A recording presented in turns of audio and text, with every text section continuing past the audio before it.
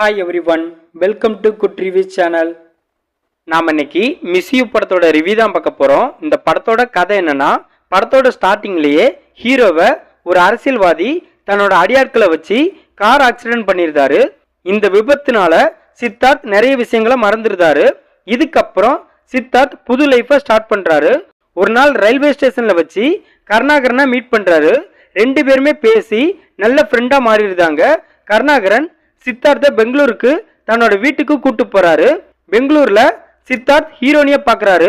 பார்த்ததுல இருந்து லவ் பண்ண ஆரம்பிக்கிறாரு. ஹீரோவை பார்த்தாலே ஹீரோனி ஏதோ ஒரு காரணத்துக்காக விலகி போறாங்க. இந்த சூழ்நிலையில ஒரு அரசியல்வாதியும் அவரோட அடியாட்களும் ஹீரோனியை மிரட்டிட்டு போறாங்க.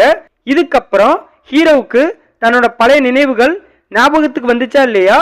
ஹீரோனி ஹீரோவை விட்டு விலகி போக என்ன காரணம்?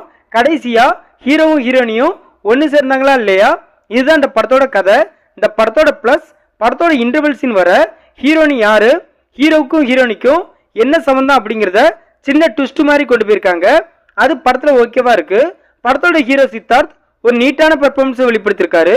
ஹீரோனி படத்தோட கதைக்கேற்ற ஹீரோனியா நல்ல பெர்ஃபார்மன்ஸ் பண்ணிருக்காங்க.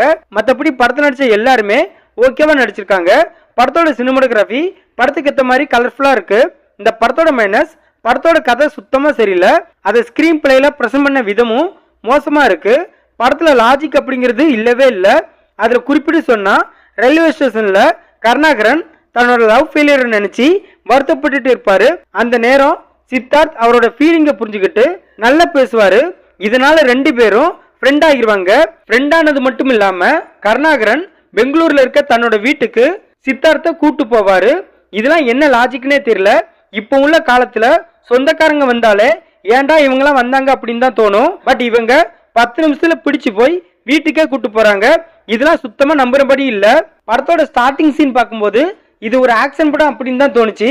பட் படம் பார்க்க தான் தெரியுது இது வெறும் பில்டப்னு. படத்தோட வில்லன் கதாபாத்திரம் முக்கியம் இருக்கு. படத்துல உள்ள நிறைய கேரக்டரை படத்துல ஒழுங்கா டிசைன் பண்ணல. அதனாலதான் படம் பார்க்குற நமக்கு ஹீரோ ஹீரோனி சேர்ந்தா என்ன, சேரலன்னா என்ன அப்படிங்கிற தாட் வருது. படத்துல ஒரு அரசியல்வாதியோட மகன் ஒரு பையனை அடிச்சே கொண்டுருவான். அதை ஆக்சிடென்ட் கேஸ்ன்னு போலீஸ் முடிக்க பார்ப்பாங்க. அதுக்கான ஜஸ்டிஸ ஹீரோ ஹீரோனி வாங்கி கொடுக்கணும்னு நினைப்பாங்க. அந்த சீனெல்லாம் படத்துல தேவையில்லாம வச்ச மாதிரி இருக்கு. படத்துல காமெடிக்குன்னு ஹீரோ கூடவே பாலசரவணன், மாறன், கருணாகரன் இப்படி 3 பேர் படத்துல இருந்துமே காமெடி சுத்தமா படத்துல ஒர்க் அவுட் ஆகல. படத்தோட ஃபர்ஸ்ட் ஹாப் கம்பேர் பண்ணும்போது செகண்ட் ஹாப் ரொம்ப ஸ்லோவா இருக்கு.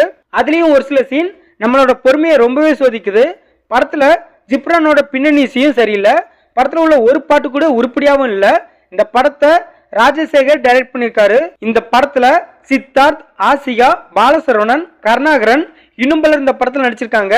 மொத்தத்துல இந்த படத்தை பார்க்கலாமான்னு கேட்டா ஒரு பிலோ ஆவரேஜான ரொமான்டிக் டிராமா மூவி பார்க்கணும்னு நினைக்கிறவங்க இந்த படத்தை பார்க்கலாம். இந்த வீடியோ பிடிச்சிருந்தா லைக் பண்ணுங்க, ஷேர் பண்ணுங்க, சப்ஸ்கிரைப் பண்ணி சப்போர்ட் பண்ணுங்க. Thanks for all.